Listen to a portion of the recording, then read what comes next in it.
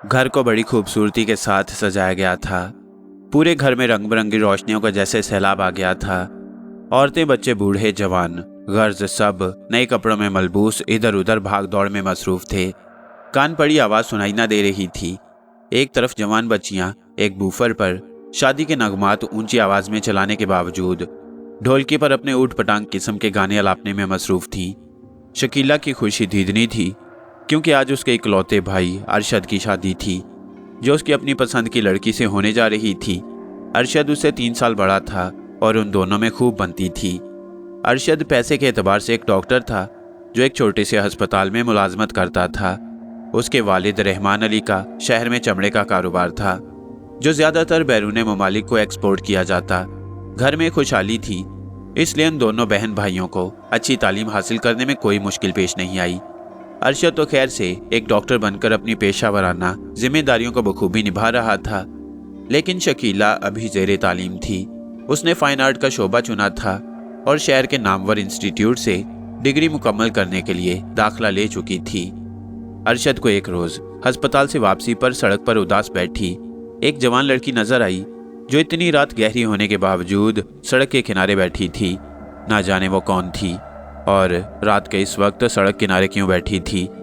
अरशद पहले तो गाड़ी को स्पीड से दौड़ाते हुए बहुत आगे निकल गया, लेकिन अचानक बैक मिरर में उसे सड़क के दाएं किनारे बैठी वो लड़की, जो अपना चेहरा नीचे किए खामोश बैठी थी, दिखाई देने पर अचानक उसने जोर से गाड़ी को ब्रेक लगाए और तेजी से गाड़ी को रिवर्स करते हुए उस सड़क किनारे बैठी लड़की के नज़दीक पहुंचकर गाड़ी रोक दी और फिर तेजी से दरवाज़ा खोलकर नीचे उतर गया। उस लड़की के करीब पहुंचकर उसने उसे मुखातिब किया, कौन हो तुम और इस वक्त यहाँ क्यों बैठी हुई हो। लड़की ने शायद उसकी बात नहीं सुनी, इसलिए वो खामोशी से सर नीचे किए उसी अंदाज में बैठी रही। ये देखकर अरशद ने सड़क के दोनों जानिब देखा, लेकिन दूर दूर तक कोई और गाड़ी या कोई इंसान तक दिखाई ना दिया। उसे बड़ी हैरत हो रही थी कि इस सुनसान सड़क पर आखिर ये कौन लड़की है। उसने दोबारा उसे ज़रा ज़ोर से मुखातिब करते हुए दोबारा पूछा, मोहतरमा, मैं आपसे कुछ पूछ रहा हूँ, कौन हो और इस वक्त यहाँ क्यों अकेली बैठी हुई हो। अब शायद उसके ऊंचा बोलने पर उस लड़की पर कुछ असर होता दिखाई दिया। उसने जवाब में अपना सर ऊपर उठाया और ये देखकर अरशद की आंखों में एक चमक सी दिखाई दी, जैसे कोई अपनी पसंदीदा चीज़ को देखकर उसे पाने के लिए बेचैन हो जाता है। ये सब जैसे लाशऊरी तौर पर हुआ, क्योंकि वो लड़की उसकी सोच से ज़्यादा हसीन व जमील थी। उसका चेहरा 14वीं के चांद की तरह रोशन था, जैसे किसी ने उसके चेहरे पर सफ़ेद रंग पेंट कर दिया हो। उसके सफ़ेद चेहरे पर स्याह हिरनी जैसी आंखें बहुत भली लग रही थीं और होंठ इस तरह थे जैसे गुलाब की पंखड़ियां हों। लिबास से वो यूं लग रही थी जैसे अभी अभी किसी शादी के फंक्शन से आ रही हो या जा रही हो। गर्ज उसे देखकर यूं लग रहा था जैसे कुदरत ने बहुत प्यार से उसे तख्लीक किया हो। उसकी ये ज़ाहरी शक्ल और खदोखाल देखकर अरशद ने फौरी तौर पर अपने दिल में एक फ़ैसला कर लिया। उसे यूं लगा था कि जिस लड़की की उसे तलाश थी शायद वो यही है। वो दिल ही दिल में उसे अपनाने का फैसला कर चुका था। लड़की ने जैसे ही सर उठाकर सामने अरशद को देखा तो जैसे उसकी आंखों से आंसुओं की झड़ी लग गई। उसने रोते रोते उसे बताया कि वो शादी की एक तकरीब में गई थी, लेकिन वहाँ उसका किसी बात पर अपने कज़न से झगड़ा हो गया, तो वापसी में उसने इंतकाम के तौर पर उसे इस वीरान और सुनसान सड़क पर छोड़ दिया। मैंने उसकी बहुत मिन्नत समाजत की, लेकिन मेरे रोने धोने का उस पर कोई असर ना हुआ। जवाब में मैं थक हार कर यहाँ 2 घंटों से बैठी हूँ कि शायद कोई मेरी मदद को आ जाए, लेकिन इस दौरान भूले भटके से भी कोई गाड़ी नहीं आई। मुझे यहाँ डर भी लग रहा था, लेकिन क्या करती, पैदल कहाँ जा सकती थी। इसलिए ये सोचकर कि मदद का इंतज़ार करने में ही बेहतरी है, यहीं सड़क के किनारे बैठ गई। लड़की यूं शुरू हो गई जैसे पहले से गुस्से से भरी बैठी हो और किसी हमदर्द को सामने पाकर जवाब में पूरी तकरीर कर डाली। अरशद हमन्नक बना उसकी रुदात सुन रहा था। उसे इस लड़की से बहुत हमदर्दी हो गई और इसके साथ साथ उसके कज़न पर गुस्सा भी आने लगा, जो इस जवान और इतनी खूबसूरत लड़की को यूं सड़क के बीच छोड़कर भाग गया। उसने उसकी तमाम बात सुनने के बाद उसे अपनी गाड़ी में बैठने के लिए कहा, लेकिन लड़की उसकी बात सुनकर उसे यूं देखने लगी जैसे उसे उसके साथ गाड़ी में बैठना अच्छा नहीं लग रहा हो। अरशद भी शायद उसके चेहरे के तासुरात से अंदाज़ा लगा चुका था। हालांकि कुछ देर पहले वो लड़की खुद उसे ये बता चुकी थी कि वो यहाँ बैठी किसी मदद की मुंतज़िर थी, और अब जबकि वो उसी की मदद को पहुँच गया था तो वो उसके साथ गाड़ी में बैठने के लिए हिचकिचा रही थी। अरशद ने कुछ देर उसके जवाब का इंतज़ार किया, फिर कंधे झटकते हुए अपनी गाड़ी की तरफ कदम बढ़ाए। लड़की शायद उसके इस रवैये की तवक्को ना रखती थी। उसे इस तरह वापस लौटते देखकर जल्दी से उसके पीछे लपकी।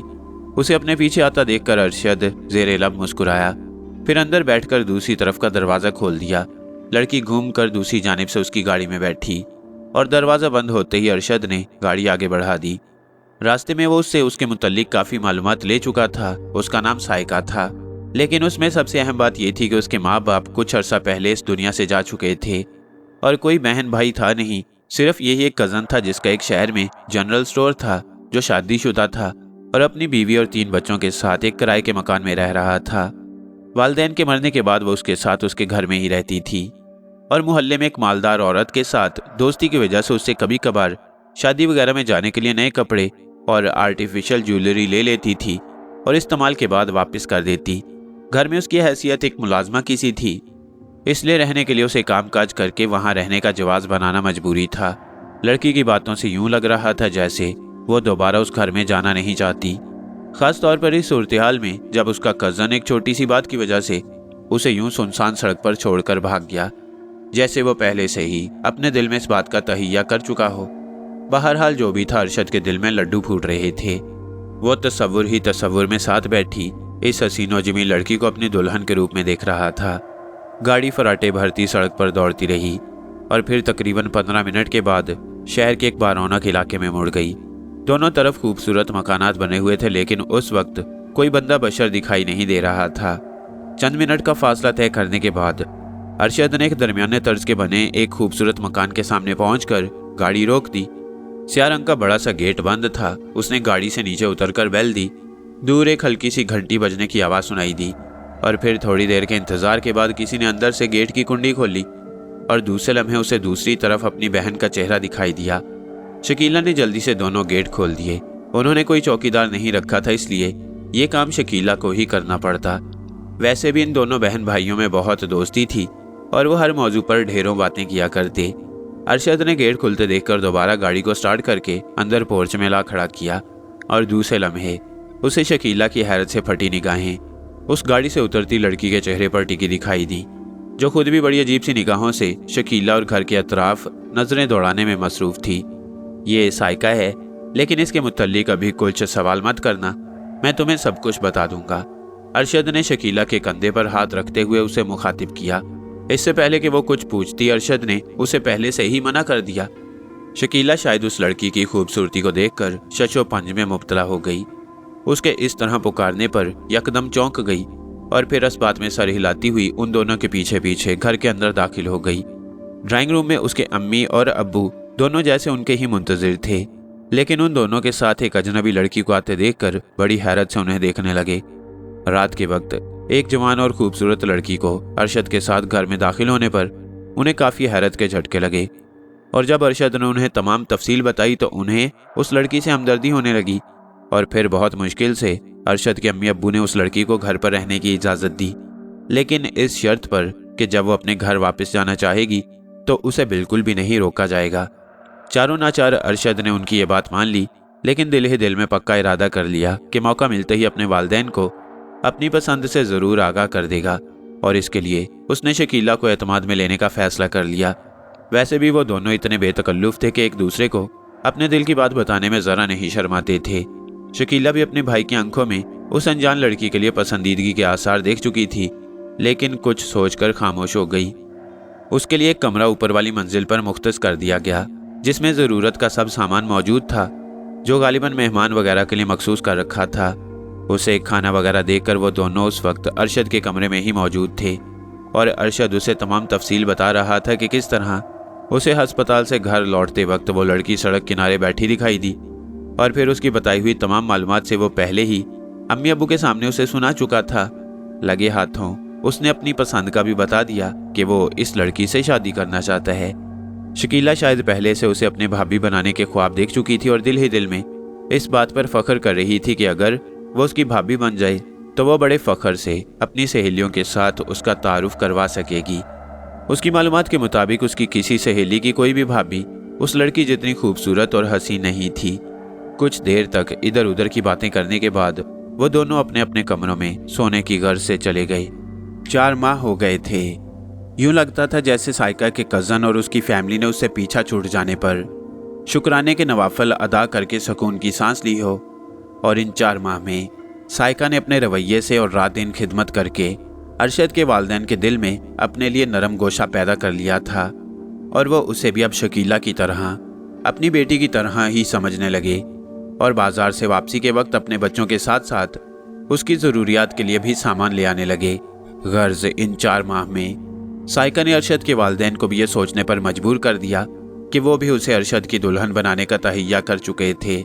और फिर एक रोज़ मौका देखते ही अरशद ने अपनी अम्मी अब्बू के सामने अपनी पसंद का इजहार कर दिया और उन्होंने भी कोई एतराज़ किए बिना उसकी और साइका की शादी की तैयारियां शुरू कर दी। शकीला के तो जैसे पांव ज़मीन पर नहीं टिक रहे थे, वो सारे घर में उड़ी उड़ी फिर रही थी और बड़ी खुशी खुशी वो और अरशद रोज़ाना शादी की शॉपिंग के लिए सारा सारा दिन शॉपिंग मॉल्स में घूमते फिरते थे। अरशद बहुत खुश था। उसका अंदाज ऐसे था जैसे उसे जन्नत की हूर मिल गई हो। वो बहुत बेसब्री से शादी के दिन का इंतज़ार कर रहा था जब वो साइका को दुल्हन के रूप में देख सके। आखिर अल्लाह अल्लाह करके वो दिन आ ही गया और साइका अरशद की दुल्हन बनकर इस वक्त हुजला अरूसी के कमरे में मौजूद थी। अरशद ने मुंह दिखाई में उसे हीरे का एक ब्रेसलेट तोहफे में दिया। उसने उसे अपने हाथों से उसकी खूबसूरत और नाजुक कलाई में पहनाया। अरशद की खुशी दीदनी थी और साइका भी बहुत खुश थी। सुहानी रात धीरे धीरे सुबह के उजाले को खुशामदीद कहने के लिए खिड़कियों से निकलती जा रही थी और सुबह का उजाला धीरे धीरे अपने पंजे फैलाए कमरे की खिड़कियों से अपनी आमद का पता देने लगा था। सुबह होते ही ज़रूरी हाजात से फरागत पाकर और तैयार होकर वो दोनों नाश्ते की टेबल पर मौजूद थे, जहां उसकी बहन शकीला अपने अम्मी अब्बू के साथ पहले ही मौजूद थी। उन दोनों ने पहुंचते ही सलाम किया और फिर दोनों ने उन सबके साथ मिलकर भरपूर नाश्ता किया। नाश्ते से फरागत के बाद अरशद को एक इमरजेंसी फ़ोन आने पर अस्पताल जाना पड़ा और साइका घर वालों के साथ बैठकर बातें करने लगी। इसके बावजूद कि वो इसी घर में 4 माह से रह रही थी, लेकिन अरशद के वालिदैन ने उसे कुछ दिनों तक घर का काम ना करने की तलकीन की। उसके बार बार इनकार करने के बावजूद उन्होंने उसकी एक ना सुनी और फिर कुछ देर बैठकर अपने कमरे में चली गई। कमरे में पहुंचकर उसने दरवाज़ा बंद किया और दूसरे लम्हे एक हैरतनाक बात देखने में आई कि कुछ देर पहले खूबसूरत और हसीन और जमील दिखाई देने वाला चेहरा एक इंतहाई भयानक और बदसूरत चेहरे में बदल चुका था। जी हाँ, वही साइका जो कुछ देर पहले जन्नत की हूर बनी हुई थी, अब इंतहाई बदसूरत और दिल दहला देने वाले चेहरे के साथ उस कमरे में मौजूद थी। उसके चेहरे के खदोखाल किसी 100 साला बूढ़ी औरत जैसे हो गए। चेहरे की खाल लटक गई और बाछुओं से 2 नोकीले दांत बाहर निकल आए और हाथों पर स्याह बाल उभर आए। पाँव की उंगलियों का साइज भी बढ़ गया। आंखों की पुतलियां सफ़ेद रंग में बदल गईं।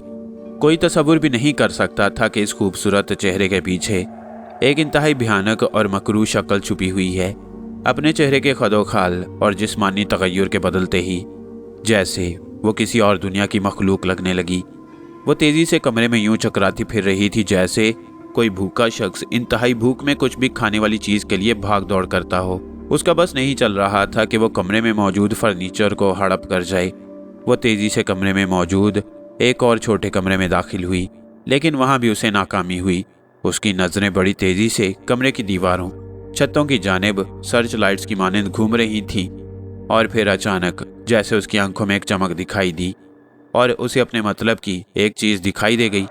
जी हाँ, दीवार के एक कोने में छत से चिपकी हुई एक मोटी छिपकली जो ना जाने इस कमरे में कब और कैसे आन घुसी थी। उस पर नज़र पड़ते ही वो तेज़ी से एक बड़ी छिपकली की मानंद बड़ी तेज़ी से दीवार पर चढ़ने लगी और इससे पहले कि दीवार पर चिपकी छिपकली अपने बचाव के लिए कुछ करती, साइका ने झपट कर उसे दबोचा और एक ही लुकमे में अपने हलक में उतार लिया। उफ खुदाया, वो क्या चीज़ थी! एक ही लुकमे में उसने उस छिपकली को जिंदा सलामत अपने मैदे में उतार लिया। जिस तरह वो दीवार पर चढ़ी थी उसी तरह वापस उतरकर ज़मीन पर मौजूद थी। वो दोबारा अपनी नज़रों को इधर उधर दौड़ाने लगी। शायद उसे फिर किसी और चीज़ की तलाश थी, लेकिन इससे पहले कि वो वॉशरूम की जानिब बढ़ती, कमरे का दरवाज़ा खटखटाने की आवाज़ सुनाई दी।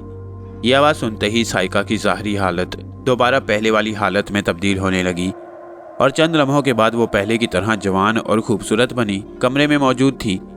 उसने दरवाज़ा खोला तो सामने शकीला मौजूद थी।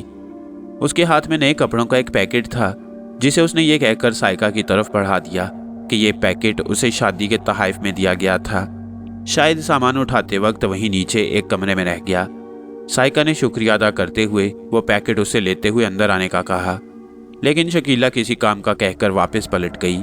साइका ने चंद लम्हों तक उसे वापस जाते देखा और फिर चेहरे पर एक खबीस सी मुस्कुराहट उभर आई और इसके साथ ही उसकी आंखों की पुतलियां एक लम्हे के लिए सफेदी में बदल गईं। लेकिन दूसरे लम्हे वो दरवाज़ा बंद करके वापस कमरे में लौट आई।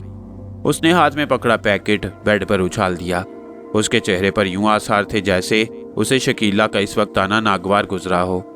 उसने दांत कचकचाते हुए वॉशरूम का दरवाज़ा खोला और एक झटके से बंद कर दिया और दूसरे लम्हे वॉशरूम से यूं आवाज़ें आने लगी जैसे अंदर बहुत सी बिल्लियां आपस में लड़ झगड़ रही हों। इस घर के मकीन तस्वुर में भी ये सोच नहीं सकते थे कि जिसे वो एक खूबसूरत दुल्हन के रूप में अपने घर ले आए हैं, वो दर हकीकत एक बला है, एक इंतहाई खौफनाक बला। घर में एक खूबसूरत बिल्ली जो शकीला ने अपने वालिदैन की मुखालफत के बावजूद बड़े प्यार से पाली हुई थी, वो अचानक एक रोज़ गायब हो गई। सारे घर में ढूंढने के बावजूद कहीं नहीं मिली, छत पर भी नहीं मिली। आस पड़ोस के घरों से मालूम करने पर उसका कुछ पता नहीं चला। कोई सोच भी नहीं सकता था कि वो बिल्ली इस वक्त साइका के पेट में मौजूद थी। जब वो एक रात चुपके से पानी पीने की गर्ज से किचन में वापस आते हुए उस बिल्ली को हड़प कर चुकी थी। इस तरह घर में मौजूद स्टोर के तमाम चूहे भी उसका तरनिवाला बन चुके थे। एक रोज़ शकीला के रिश्ते के लिए कुछ लोग घर में आए और एक नज़र में ही उन्हें शकीला बहुत अच्छी लगी और चंद ही दिनों में चट मंगनी की रस्म अदा कर दी गई और 1 माह बाद शादी की तारीख तय पा गई। घर में शादी की तैयारियां शुरू हो गईं। साइका ने इस बार शकीला के साथ मिलकर उसकी शादी की तमाम शॉपिंग की। अरशद मसरूफियत की बिना पर जा नहीं पाता था, लेकिन उन्हें ज़रूरत के वक्त पैसे दे देता। चुनाचे वो सुबह नाश्ते से फारिग होकर शॉपिंग की घर से बाजार निकल जाती थी। दिन कैसे गुजरे पता ही नहीं चला और शादी का दिन सर पर आन पहुंचा। घर में तमाम रिश्तेदार इकट्ठे हो गए। सुबह बारात आनी थी। घर में मुनासिब इंतज़ाम की वजह से कोई परेशानी नहीं थी। चूँकि सब अपने ही अजीज़ों कारिब थे, इसलिए कोई बदमज़गी पैदा नहीं हो रही थी। शकीला अपने कमरे में मौजूद थी और उसके कमरे में इस वक्त उसकी सहेलियाँ और कुछ रिश्तेदार लड़कियाँ मौजूद थीं जो उससे छेड़छाड़ में लगी हुई थीं। इतने में एक लड़की हाथ में एक सूट उठाए उस कमरे में दाखिल हुई और कहने लगी, भाई जिस कमरे में भी जाओ 2-4 अफराद मौजूद हैं, हत्ता कि वॉशरूम भी खाली नहीं। मुझे समझ नहीं आ रही कि कपड़े कहाँ तब्दील करूँ। लड़की ने बेबसी से ये कहते हुए सबकी जानिब देखा। वो सब हंसी खेल में मसरूफ़ थी। उसकी बात सुनकर चौंक कर उसकी तरफ देखने लगी। मेरे ख्याल में तुम्हें परेशान होने की ज़रूरत नहीं है, तुम भाभी के कमरे में चली जाओ। वो इस वक्त अपने कमरे में ही मौजूद हैं। उनके सर में दर्द हो रहा था, इसलिए आराम की गर्ज से वो कमरे में चली गईं। शकीला ने उस लड़की की तरफ देखते हुए कहा। वो उसकी दूर की कज़न थी जो खानेवाल से अपनी दादी के साथ शादी की रसूमात में शिरकत की गर्ज से लाहौर आई थी। शकीला की बात सुनकर उसने इस बात में सर हिला दिया और वापस लौट गई। चूँकि उसे घर में आए 3-4 रोज़ हो गए थे, इसलिए उसे भाभी साइका का कमरा ढूंढने में कोई दिक्कत नहीं हुई। दरवाजे के सामने पहुंचकर हाथ से दरवाज़ा खटखटाने पर दूसरी तरफ कुछ देर इंतज़ार करने के बाद किसी के चिटकनी खोलने की आवाज़ आई और दरवाज़ा खुलते ही दूसरी तरफ साइका की शक्ल नजर आई। उसके चेहरे से यूं लग रहा था जैसे वो नींद से उठी हो। सामने खड़ी एक लड़की पर नज़र पड़ते ही उसके चेहरे पर नागवारी के तासुरात उभरे, लेकिन ऐसा सिर्फ पल भर के लिए हुआ और दूसरे लम्हे लबों पर मुस्कुराहट लाते हुए उसने उससे यहाँ आने का मकसद पूछा। जब उसने कमरे में कपड़े बदलने के लिए कहा तो साइका ने कुछ देर सोचते हुए एक तरफ होकर उसे अंदर कमरे में दाखिल होने के लिए रास्ता दिया और हाथ के इशारे से वॉशरूम की जानिब इशारा किया। लड़की सीधी वॉशरूम की तरफ बढ़ गई और अंदर से कुंडी लगाकर कपड़े तब्दील करने लगी। कुछ ही देर में वो हाथ में उतारा हुआ लिबास थामे जैसे ही कमरे से निकली उसके मुंह से खौफ से चीख निकल गई। उसकी हालत देखने वाली थी। थोड़ी देर पहले जब वो कमरे में आई थी तो जो हसीन चेहरा उसके सामने था, अब इंतहाई भयानक सूरत लिए उसके सामने था। दूसरे लम्हे वो बेहोश होकर नीचे ज़मीन पर गिर गई। उसके मुंह से खौफ से झाग निकलने लगा। यूं लगता था जैसे उसे मिर्गी का दौरा पड़ गया हो। घर ज़्यादा बड़ा ना होने की वजह से चीख की बाज़गश्त पूरे घर में फैल गई और दूसरे लम्हे साइका के कमरे में बहुत से अफराद इकट्ठे हुए चहमगोइयों में मसरूफ़ थे। हर कोई अपनी अपनी हाँक रहा था। सब साइका से उस लड़की के बेहोश होने की वजह पूछ रहे थे, लेकिन साइका ने उन्हें बताया कि जब वो लड़की वॉशरूम से लिबास तब्दील करके वापस निकली तो ना जाने क्यों एक चीख मारकर बेहोश हो गई। सब लोग हैरत से ज़मीन पर बेतरतीब पड़ी उस लड़की को देख रहे थे। उसकी दादी को किसी ने अभी तक ये नहीं बताया था कि कहीं ख्वामख्वाह वो परेशान ना हो जाए। वैसे भी वो शुगर की और ब्लड प्रेशर की मरीजा थी, इसलिए उससे ये बात पोशीदा रखी गई। साइका ने जल्दी से अरशद को अस्पताल में फ़ोन कर दिया, जो 10-15 मिनट के वक्फे से फ़ौरन घर पहुंच गया। उसने घर पहुंचते ही उस लड़की को फौरी इब्तदाई तिब्बी इमदाद देकर एम्बुलेंस का फ़ोन कर दिया, जो कुछ ही देर में पहुंच गई। फिर कुछ लोगों की मदद से उसे उठाकर एम्बुलेंस में डालकर अस्पताल ले गए। अरशद ने किसी को भी अपने साथ ले जाने से इजतनाब किया। घर में सब लोग एक कमरे में बैठे इसी बात का तज़किरा कर रहे थे। शकीला भी बहुत परेशान थी। उसकी समझ में नहीं आ रहा था कि कुछ देर पहले तो वो ठीक ठाक उसके कमरे में आकर अपने कपड़े बदलने के लिए जगह के मुतालिक पूछने आई थी। उस वक्त उसके चेहरे और बातों से यह अंदाज़ा न हुआ था कि उसे कोई बीमारी वगैरह हो। लेकिन फिर अचानक ऐसा क्या हुआ कि भाभी के कमरे में वो बेहोशी की हालत में पाई गई। कुछ समझ नहीं आ रहा था। सब उसकी सेहतयाबी के लिए दुआएं मांग रहे थे। वैसे भी शादी का मौका था, इसलिए कोई भी बदमज़गी उनके लिए परेशानी का सबब बन सकती थी। रात के 2 बज चुके थे, लेकिन अभी तक अस्पताल से कोई इत्तला मौसूल न हुई। सब लोग एक कमरे में जमा थे कि अचानक फ़ोन की घंटी बजने से तमाम माहौल गूंज उठा। शकीला ने जल्दी से आगे बढ़कर फ़ोन उठाया और दूसरी तरफ से ना जाने क्या सुनाई दिया कि उसके हाथ से रिसीवर छूट गया और वो लहराकर एक जानिब जा गिरी और दूसरे लम्हे वो बेहोश पड़ी थी। कमरे में मौजूद तमाम अफराद जो इस तरह अचानक फ़ोन की घंटी बजने पर चौंक गए थे, उसके ज़मीन पर गिरते ही उसके इर्द गिर्द इकट्ठे हो गए। रिसीवर अभी तक नीचे ज़मीन की जानिब लटक रहा था। एक ने आगे बढ़कर जल्दी से रिसीवर थामा और हेलो हेलो करते हुए दूसरी जानिब की आवाज़ सुनने की कोशिश की, लेकिन शायद दूसरी तरफ से कॉल मुनक़ता कर दी गई थी। किसी की समझ में कुछ नहीं आ रहा था कि क्या हो रहा है, आखिर किसका फ़ोन था और दूसरी जानिब से ऐसा क्या कहा गया कि शकीला बेहोश हो गई। इन सब सवालों का जवाब तो शकीला के होश में आने के बाद ही मिल सकता था। कुछ औरतों ने जल्दी से उसके हाथ को मसलना शुरू कर दिया और एक लड़की भागकर जल्दी से पानी का एक जग उठा लाई। एक सियानी औरत ने शकीला का नाक चुटकी में पकड़कर उसका सांस रोका, तो चंद लम्हों बाद शकीला ने एक झटके से झुरझुरी लेते हुए आंखें खोल दी और फिर चंद लम्हों तक फटी फटी आंखों से खुद पर झुकी हुई औरतों को देखने लगी। फिर शऊर के बेदार होते ही उठकर बैठ गई। एक औरत ने जल्दी से उसे पानी पिलाया तो उसे कुछ सुकून मिला। फिर सबके पूछने पर उसने बताया कि अस्पताल से अरशद भाई का फ़ोन था और ये कि वो लड़की अब इस दुनिया में नहीं रही। मजीद बताया कि अरशद भाई ने यह भी कहा कि वो किसी अनजानी चीज़ के बारे में बताने की कोशिश करती रही, लेकिन उसके मुंह से बेतरतीब अल्फाज निकल रहे थे जो समझ में नहीं आ रहे थे। लेकिन उसके चेहरे का रंग बता रहा था कि उसने कोई खौफनाक और भयानक चीज़ देख ली हो। कुछ देर तक यूं ही खौफजदा हालत में रहने के बाद उसकी रूह कफ से अंसरी से परवाज कर गई और ये कि अस्पताल में ज़रूरी कार्रवाई पूरी करने के बाद उसकी डेड बॉडी सुबह लाई जा सकेगी। अब कोई जवाब न रहा था कि उसकी दादी को भी तमाम हकीकत से आगाह कर दिया जाता। इसलिए शकीला के अब्बू ने उस लड़की की दादी को उसके कमरे में जाकर उसकी पोती की यूं अचानक मौत का बता दिया। यह सुनकर दादी की तबीयत बहुत ख़राब हो गई, लेकिन घर में उनकी अद्वियात मौजूद होने की वजह से बड़ी मुश्किल से उन्हें दवा देकर बेहोश होने से बचा लिया गया, वरना जिस तरह उनकी हालत बिगड़ गई थी वो उन सब के लिए परेशानी का बायस बन सकती थी। शकीला के अब्बू ने फौरी तौर पर अरशद से बात करके तमाम हालात मालूम किए और फिर तमाम अफराद को मजीद सूरत हाल से आगाह किया।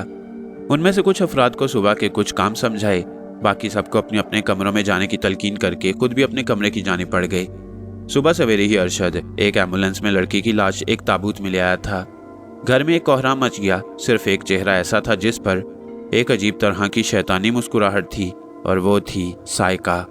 वो दुपट्टे में मुंह छुपाए अपने नोकीले दांतों से खेल रही थी। अरशद ने मेहमानों में से चंद जवानों को साथ लेकर ताबूत सेन में ही रख दिया। सब रोने धोने में लगे हुए थे। अरशद साइका को कुछ बताने लगा, जिसे सुनकर उसने इस बात में सर हिला दिया। तमाम ज़रूरी रसूमात से फरागत के बाद और आपस में बाहमी रजामंदी के बाद लड़की को वहीं कब्रिस्तान में दफना दिया गया। शकीला की शादी बड़ी सादगी के साथ कर दी गई और वह पिया घर सुधार गई। दिन गुजरते रहे और एक दिन अचानक अरशद की अम्मी को यूं महसूस हुआ जैसे कोई बाहर कॉरिडोर में पाँव घसीटते हुए चल रहा हो। रात के तकरीबन 1 बजे का वक्त होगा जब वो वॉशरूम जाने की गर्ज से अपने पलंग से उतरकर जाने लगी तो बाहर किसी के चलने की आवाज़ सुनाई दी। रात के इस वक्त कौन ऐसा हो सकता है जो यूं पाँव घसीट कर चल रहा हो। साइका और अरशद तो ऊपर अपने कमरे में थे और वो अपने शौहर के साथ यहाँ मौजूद थी, तो फिर पहले तो उसे खौफ महसूस हुआ कि कहीं कोई चोर ना हो, लेकिन ऐसा नामुमकिन था क्योंकि बाहर का दरवाज़ा मुकफ्फल था और सहन की भी इस तरह तामीर की गई थी, कोई बाहर से कूदकर अंदर दाखिल नहीं हो सकता था, तो फिर चोर कैसे आ सकता था। ये सोचकर उसे हिम्मत हुई। उसने दरवाज़ा खोलकर बाहर देखने का फैसला किया। उसने आहिस्ता से दरवाजे की कुंडी खोलकर बाहर झांकने की कोशिश की ही थी कि जैसे किसी ने जल्दी से बाहर से दरवाजे को धक्का देकर बंद कर दिया। दरवाज़ा एक ज़ोरदार आवाज़ से बंद हो गया और उसके शोर से यकदम अरशद के अब्बू की आंख खुल गई और दूसरे लम्हे उसकी नज़रें सामने खड़ी अपनी बेगम पर पड़ी, जो उन्हें होंठों पर उंगली रखकर खामोश रहने का कह रही थी। उनकी समझ में नहीं आ रहा था कि क्या हुआ है और वो उन्हें ऐसा रहने के लिए क्यों इशारा कर रही हैं। वो भी बेड से उतरकर उनके नज़दीक आन खड़ा हुआ और सरगोशी में उससे पूछा। जवाब में उसने तमाम बात बता दी। ये सुनकर अरशद के अब्बू ने दोबारा दरवाज़ा खोलने की कोशिश की, लेकिन यह देखकर उनकी हैरत की इंतहा न रही कि दरवाज़ा बाहर से बंद कर दिया गया था। उन्होंने ज़ोर ज़ोर से दरवाज़ा खोलने की कोशिश की, लेकिन कामयाब न हो सके। लेकिन अब बाहर खामोशी छा चुकी थी। कुछ देर तक जोर आजमाई करने के बाद वो दोबारा अपने बेड पर आकर लेट गए, लेकिन इस बार नींद उनकी आंखों से कोसों दूर थी। वो बाकी रात यूं ही आपस में इस अचानक होने वाली उफ्ताद पर बातें करते रहे, लेकिन काफ़ी देर तक मगजमारी करने के बावजूद उन्हें कुछ समझ नहीं आ रहा था। फिर ना जाने किस वक्त नींद की देवी ने उन्हें आ दबोचा और कमरे में उन दोनों के खराटे गूंजने लगे। सुबह नाश्ते की मेज़ पर दोनों चोर नज़रों से एक दूसरे की तरफ यूं देख रहे थे कि जैसे ये फैसला ना कर पा रहे हों कि उन्हें अरशद और अपनी बहू को रात वाला वाक़या बताना चाहिए या नहीं, क्योंकि वो ये भी नहीं चाहते थे कि वो दोनों ये वाक़या सुनकर कहीं खौफज़दा ही ना हो जाएं। सुबह जब उन्होंने दोबारा दरवाज़ा खोलना चाहा तो वो आसानी से खुल गया, जैसे किसी ने उसे बंद ही ना किया हो। फिर काफ़ी देर तक सोचने के बाद उन्होंने इस बात को पोशीदा रखने में ही आफियत समझी और खामोशी से नाश्ता करके फारिग हो गए। अरशद हस्बे मामूल नाश्ता करके हस्पताल के लिए निकल गया और साइगा घर के कामकाज करने में मसरूफ़ हो गई। नाश्ते की टेबल से उठकर वो दोनों अपने कमरे में चले गए और रात वाले वाक़ये पर आपस में गुफ्तगू करने लगे। दिन गुजरते रहे और फिर एक दिन अचानक अरशद के अब्बू की तबीयत नासाज होने की वजह से उन्हें हस्पताल दाखिल करवाना पड़ा। अरशद ने उन्हें अपने हस्पताल में आईसीयू में एक बेड अलॉट करवा दिया था और उनका इलाज मुआलजा शुरू हो गया।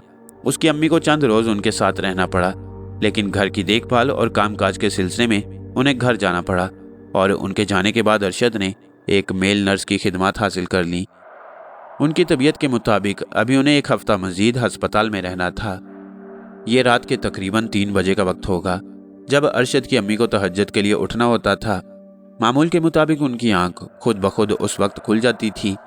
इस बार आंख खुलने से उन्होंने बेड से उतरने से पहले चंद मिनट तवक्कुफ किया और फिर वॉशरूम की जानिब कदम बढ़ाए कि अचानक यूं महसूस हुआ जैसे बावर्ची खाने में कोई बर्तन खनका हो। पहले तो उन्होंने इसे अपना वहम ख्याल किया, लेकिन फिर अचानक उन्हें कुछ दिनों पहले वाला वाक़या याद आ गया। वो खौफज़दा हो गई। उसने डरते डरते बाहर जाने वाला दरवाज़ा खोलना चाहा तो वो यूं खुल गया जैसे पहले से इस बात का मुंतज़िर हो। ये देखकर उन्हें ज़रा हौसला हुआ। वो आयतल कुर्सी पढ़ते हुए दरवाज़ा खोलकर बाहर झांकने लगी। बावर्ची खाना कॉरिडोर से ज़रा फासले पर था, लेकिन उसमें पैदा होने वाली आवाज़ें बाकायदा कमरे में सुनी जा सकती थीं, इसलिए शायद उन्हें भी वो आवाज़ सुनाई दे गई थी। अरशद और उनकी बहू का कमरा बालाई मंजिल पर था, इसलिए उन्हें आवाज़ नहीं दी जा सकती थी।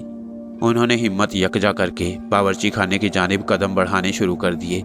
जूं जूं वह नज़दीक जाती रहीं वैसे वैसे आवाज़ें साफ सुनाई देती रहीं। यूं लग रहा था जैसे कचर कचर कोई चीज़ चबाने की कोशिश कर रहा हो। पहले तो वो समझी कि शायद बावर्ची खाने में कोई बिल्ली वगैरह घुस आई होगी, लेकिन फिर दूसरे लम्हे उन्होंने अपना सर झटक दिया, क्योंकि रात को सोने से पहले उन्होंने खुद बावर्ची खाने का दरवाज़ा बाहर से कुंडी लगाकर बंद कर दिया था। ऐसे में किसी बिल्ली का दरवाज़ा खोलकर अंदर घुसना नामुमकिन था। इसी सोचने के अमल के दौरान वो ठीक बावर्ची खाने के नज़दीक पहुंच गईं। दरवाज़ा आधा खुला हुआ था और अंदर से अब आवाज़ें बहुत वाज़े सुनाई देने लगी थीं। उन्होंने खुद को दरवाजे के पीछे छुपाते हुए हल्का सा सर अंदर की जानिब करके झांका और दूसरे लम्हे उनके मुंह से इंतहाई भयानक चीख निकल गई। उफ खुदाया, ये क्या था? एक इंतहाई करीहुल शक्ल औरत जिसके सरकंडों जैसे बाल थे जो ऊपर की जानिब उठे हुए थे और उसने लंबा स्याह चोगा ज़ेबे तन किया हुआ था। पाँव और हाथों पर स्याह बाल थे। उसके सामने डीप फ्रीजर खुला हुआ था और उसमें रखा हुआ गोश्त जो महीना भर के लिए खरीदा जाता था एक थाल में रखा था, और वो भयानक सूरत औरत बड़ी रगबत से उस कच्चे गोश्त को खाने में मसरूफ थी। गोश्त खाने से उसके मुंह से बड़ी अजीबोगरीब आवाजें निकल रही थीं। वो कच्चा गोश्त यूं खा रही थी जैसे वो उसका मनपसंद खाजा हो। उस औरत के तस्वुर में भी नहीं था कि रात के इस पहर कोई अचानक वहां पहुंचकर उसकी असलियत का भांडा फोड़ देगा, लेकिन ये सब कुछ हो चुका था। उसने जैसे ही एक चीख सुनी तो उसने चौंक कर दरवाजे की जानिब देखा, और दूसरे लम्हे खुले दरवाजे से अरशद की अम्मी यूं नीचे फर्श पर गिरी जैसे आटे की बोरी। अरशद की अम्मी के नीचे गिरते ही वो औरत दांत कचकचाती जल्दी से पलटी और एक झटके से डीप फ्रीजर का दरवाजा बंद करके बड़ी तेजी से बाहर निकल गई। उसके अंदाज से यूं लग रहा था जैसे उसे किसी की मदाखलत बहुत बुरी लगी हो, लेकिन ना जाने किस वजह से वो बेबसी से और गुस्से से तिलमिलाती बाहर निकल गई। रात खत्म होने में अभी चंद घंटे मजीद थे। ना जाने किस वक्त तक अरशद की अम्मी जमीन पर पड़ी रहती कि उनकी चीख की बाज गश्त पूरे घर में गूंज उठी थी, और शायद इसी वजह से अरशद बेतहाशा भागता हुआ अपनी अम्मी के कमरे की जानिब लपका कि अचानक रास्ते में वो कॉरिडोर और बावर्ची खाने के दरवाजे के दरमियान बेहोशी की हालत में पड़ी उसे नजर आ गई। उसने जल्दी से उनके मुंह पर पानी के छींटे मारे, लेकिन इसके बावजूद उन पर पानी का कुछ असर ना हुआ। परेशानी की हालत में उसे ये भी ख्याल ना आया कि अपने कमरे में अपनी बीवी की मौजूदगी का भी ख्याल कर ले कि वो इस वक्त वहां मौजूद थी या नहीं। लेकिन अब ख्याल आने पर उसने अपनी बीवी साइका के साथ मिलकर अपनी अम्मी को उठाकर उनके बिस्तर तक जाने के लिए उसे आवाज़ें देना शुरू की, तो एक दो आवाज़ों पर दूसरे लम्हे वो उसके सामने थी। अरशद ने यह सोचना भी गवारा ना किया कि साइका चंद लम्हों में ही उसके सामने कैसे आ गई। हालांकि बलाई मंजिल से नीचे आने तक तकरीबन 5-6 मिनट का वक्त तो लाजमी दरकार था, लेकिन वो अचानक अपनी अम्मी की बेहोशी की वजह से परेशान था, इसलिए इस तरफ तवज्जो ना दे सका। रात के इस वक्त वो उन्हें अस्पताल तक ले जाने की बजाय साइका की मदद से उनके बेड तक ले जाने में कामयाब हो गया। वो अभी तक बेहोश थी। अरशद ने इब्तदाई तिब्बी इमदाद के तहत घर में मौजूद मेडिसिन के जरिए उन्हें होश में लाने की भरपूर कोशिश की, लेकिन यह देखकर उसे बहुत हैरत हुई कि लाख कोशिशों के बावजूद उनकी बेहोशी वाली कैफियत दूर ना हो सकी। ये देखकर उसने जल्दी से अस्पताल फ़ोन करके एम्बुलेंस मंगवाई। वो अम्मी की हालत देखकर काफ़ी परेशान हो गया, लेकिन दूसरी तरफ खड़ी साइका का चेहरा एक लम्हे के लिए इंतहाई भयानक हो गया और उसकी आंखों की पुतलियां यकदम सफ़ेद हो गईं और उसके लम्हों पर बड़ी खबासत भरी मुस्कुराहट फैल गई। यूं लगता था जैसे उसे सामने बिस्तर पर बेहोश पड़ी अपनी सास की हालत देखकर अनजानी खुशी मिल रही हो, लेकिन उसका ये रूप अरशद देखने से कासिर रहा। अभी 20 मिनट ही गुजरे होंगे कि बाहर एम्बुलेंस का हॉर्न बजने की आवाज़ सुनाई दी। अरशद पहले से ही बड़ी बेचैनी से उसका इंतज़ार कर रहा था। आवाज़ सुनते ही फौरी बाहर की तरफ लपका और बड़ा गेट खोलकर एम्बुलेंस से उतरते एक शख्स को देखकर उसे जल्दी से स्ट्रेचर अंदर लाने के लिए हदायत दी, लेकिन उसके मुंह से अल्फाज निकलने से पहले ही वो शख्स एम्बुलेंस के पिछले दरवाजे को खोलकर स्ट्रेचर निकाल चुका था। फिर उन दोनों ने मिलकर अम्मी को एम्बुलेंस तक पहुंचाया और चंद ही मिनटों में अस्पताल पहुंच गई। अरशद सारे रास्ते बहुत परेशानी की हालत में बार बार अम्मी की जानिब देख रहा था, जिनकी हालत जूं की तूं थी, मुकम्मल बेहोशी वाली कैफियत। अरशद के बाहर निकलते ही जैसे साइका के मन की मुराद पूरी हो गई और दूसरे लम्हे उसके खूबसूरत चेहरे ने एक भयानक डायन का रूप धार लिया और उसके हाथ और पांव स्याह बालों से छुप गए। उसकी आंखों की पुतलियां सफ़ेद हो गईं और हाथों की उंगलियां इंतहाई लंबी और बदसूरत शक्ल इख्तियार कर चुकी थीं। उसने जल्दी से पूरे घर में घूमना शुरू कर दिया। उसका अंदाज यूं था जैसे वो घर में कुछ तलाश कर रही हो। उसके मुंह से बड़ी अजीबोगरीब और खौफनाक आवाज़ें निकल रही थीं, लेकिन उस वक्त घर में उसके सिवा और कोई ना था जो उसका यह भयानक रूप देख पाता। इसी असना में बाहर का दरवाज़ा बजा। हालांकि बाहर घंटी भी लगी हुई थी, लेकिन इसके बावजूद दरवाजे का खटखटाना इस बात की अलामत थी कि ज़रूर कोई बच्चा होगा जिसका हाथ दरवाजे पर लगी घंटी तक नहीं पहुंच पा रहा होगा। ये सोचकर उस डायन के लबों पर एक अजीब मुस्कुराहट उभरी और दूसरे लम्हे उसने दरवाजे की ओट में खड़ी होकर बाहर का दरवाज़ा खोल दिया। दूसरी तरफ कोई बच्चा ही था जिसके हाथ में एक प्लेट थी जिस पर सफ़ेद रुमाल ढका हुआ था। गालिबन वो इस घर में कोई चीज़ देने आया था। दरवाज़ा खुलते देखकर वो जल्दी से अंदर की जानिब बढ़ा और दूसरे लम्हे दरवाज़ा तेज़ी से बंद हुआ और दूसरी तरफ खड़ी उस डायन ने जल्दी से बच्चे को गले से पकड़कर ऊपर उठा लिया। वो 6-7 साल का बच्चा था जो अचानक इस उफ्ताद पर घबरा गया और प्लेट उसके हाथ से छूटकर नीचे गिर गई और उसमें मौजूद चावल जमीन पर बिखर गए। एक मजबूत पंजे में उस मासूम की गर्दन भला क्या हैसियत रखती थी। चंद ही लम्हों में वो एक मुर्दा खींचवें की मानंद उस भयानक हाथों में झूल रहा था। बच्चे के मुर्दा जिस्म को हाथों में लटकाए वो सीधी बावर्ची खाने की जानिब बढ़ी और उसके फर्श पर उसे आटे की बोरी की मानंद फेंक दिया। दूसरे लम्हे दाएं जानिब पड़ी एक छुरी उठाई और फिर वहां एक भयानक खेल देखने में आया, जिसे एक अच्छा खासा दिल गुर्दे वाला इंसान भी जीती जागती आंखों से देख लेता तो शायद घबराकर जरूर बेहोश हो जाता। उस डाइन ने उस छुरी की मदद से उस बच्चे के जिस्म के छोटे छोटे टुकड़े कर डाले और हड्डियों का ढेर एक जानिब रखकर उसका गोश्त बड़ी रगबत से खाने लगी। उसकी बाछों से गिरने वाला खून और उसका हुलिया इंतहाई दिल दहला देने वाला था। गोश्त के तमाम पार्चे चंद ही मिनटों में यूं उसके पेट में चले गए जैसे उनका कोई वजूद ही ना हो। बाद में हड्डियों को एक शॉपर में डालकर उसे सेन में रखे कूड़ेदान में डाल दिया। इस कार्रवाई से फरागत पाते ही उसने एक अंगड़ाई ली और फिर उसका हुलिया दोबारा साइका के जिस्म में ढलने लगा।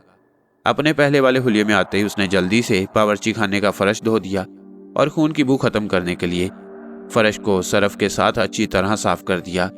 वहां का मंजर देखकर अब कोई मरकर भी यकीन न कर सकता था कि थोड़ी देर पहले यहाँ एक भयानक खूनी खेल खेला जा चुका है। इस काम से फारिग होने के बाद वो वहां की कुंडी लगाकर अपने कमरे की जानिब पढ़ने लगी। शाम के 7 बज चुके थे जब अरशद वापस घर पहुंचा। उसके साथ उसकी अम्मी नहीं थी। जमीन पर गिरने की वजह से शायद उन्हें दिमाग पर अंदरूनी चोट लगी थी, जिसकी वजह से उन्हें होश तो आ गया था, लेकिन उनकी जैसी याददाश्त चली गई थी।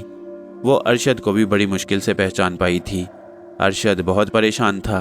अपने सीनियर से मशवरा करने के बाद उसे अम्मी को तकरीबन 1 हफ्ते के लिए आईसीयू में ही रखना था। साथ ही डॉक्टरों के मुताबिक शायद 1 हफ्ते के बाद उनकी तबीयत में तब्दीली आ जाए और वो पहले वाली हालत में आ जाए। ये सोचकर अरशद ने घर का रुख किया कि घर से ज़रूरी सामान ले आएगा और साइका को भी बता देगा। घर के सामने पहुंचते ही अरशद ने घंटी बजाई तो दरवाज़ा खुलते ही वो अंदर दाखिल हो गया। साइका उसके पीछे पीछे चलती हुई अपने कमरे तक आई और फिर उसके लिए चाय बनाने का कहकर बावर्ची खाने की जानिब बढ़ने लगी, लेकिन अरशद ने मना कर दिया कि वो चाय अभी अस्पताल से पीकर आ रहा है। फिर उसे अम्मी की हालत के बारे में बताकर कुछ सामान पैक करने का कहा। वो बहुत थक गया था, इसलिए कुछ देर बेड पर लेटकर आंखें बंद कर लीं। साइका कुछ देर तक उसे यूं ही लेटा देखती रही, फिर कुछ सोचकर कपड़ों की अलमारी की जानिब बढ़ी और चंद सूट निकालकर एक जानिब रखने लगी। फिर कुछ और सामान लाकर वहीं रख दिया। तकरीबन 1 घंटा आराम करने के बाद अरशद ने आंखें खोली और फिर साइका को बताया कि वो सुबह अस्पताल जाएगा, क्योंकि इस वक्त वो अम्मी के पास एक मेल नर्स को छोड़ आया था जो उसकी गैर मौजूदगी में अम्मी का ख्याल रखेगा। वो मेल नर्स उसके अस्पताल में ही था, इसलिए भरोसे का आदमी था। अरशद की यह बात सुनकर साइका ने तमाम सामान उठाकर एक जानिब रख दिया और उसके लिए चाय बनाने का कहकर बाहर निकल गई। अरशद फिजा में नजरें जमाए ना जाने क्या सोच रहा था। उसे यूं महसूस हो रहा था जैसे कहीं ना कहीं कोई गड़बड़ है, लेकिन क्या गड़बड़ है इस बात की उसे समझ ना रही थी। फिर कुछ सोचकर उसने सर झटका और नहाने की घर से वॉशरूम में चला गया। नहा धोकर और कपड़े बदलकर उसने साइका के साथ बैठकर चाय पी और फिर इधर उधर की बातें करने लगे। साथ ही उन्होंने अम्मी की तबीयत बहाल होने के लिए दुआ मांगी कि वो जल्द अज जल्द सेहतयाब होकर दोबारा घर आ जाएं। फिर एक ज़रूरी काम का बताकर अरशद घर से निकल गया और साइका रात के खाने की तैयारी के लिए बावर्ची खाने की जानिब बढ़ गई। ये रात के तकरीबन 1:30 बजे का वक्त होगा। अरशद को शिद्दत से प्यास महसूस हुई। जैसे ही उसने पानी पीने के लिए आंखें खोली, दूसरे लम्हे एक दिलखराश चीख मारते हुए बैठने की कोशिश की, क्योंकि जैसे ही उसने आंखें खोली उसने देखा कि साइका उसकी तरफ चेहरा किए बड़े भयानक अंदाज में देख रही थी। उसके चेहरे का रंग ऐसा हो गया था जैसे किसी ने उसके चेहरे से सारा खून निचोड़ लिया हो और होंठ इस कदर सुर्ख हो गए थे, लगता था जैसे अभी अभी उसने ताज़ा खून पिया हो। उसकी आंखें यूं फटकर फैल गई थी कि जैसे किसी ने दोनों हाथों की मदद से उन्हें मुखालिफ सिमतों में खींच दिया हो। अपनी बीवी का इतना भयानक रूप देखकर अरशद के मुंह से खौफ से चीख निकल गई। इससे पहले कि वो उठकर बेड से भागता, इसी दौरान उसे उड़ता देखकर साइका ने जल्दी से हाथ बढ़ाकर उसकी गर्दन दबोच ली। अरशद को यूं महसूस हुआ जैसे किसी ने आहनी शिकंजे में उसकी गर्दन कस दी हो। उसने अपने दोनों हाथों की मदद से अपनी गर्दन उस डाइन के शिकंजे से छुड़ाने की कोशिश की, लेकिन इसमें नाकाम रहा। उस डाइन के मुंह से बड़ी भयानक आवाज़ें निकल रही थीं और उसका चेहरा मजीद खौफनाक हो गया और होंठों के किनारों से 2 नोकीले दांत नमूदार हो गए। दूसरे लम्हे उसने अरशद की गर्दन में अपने दांत काट दिए। अरशद दर्द से तिलमिला उठा और पानी से निकली मछली की मानंद तड़पने लगा। उस डायन ने अपने दोनों दांत जो अरशद की गर्दन में पेवस्त किए हुए थे, उनसे बड़े मजे से उसका खून चूस रही थी।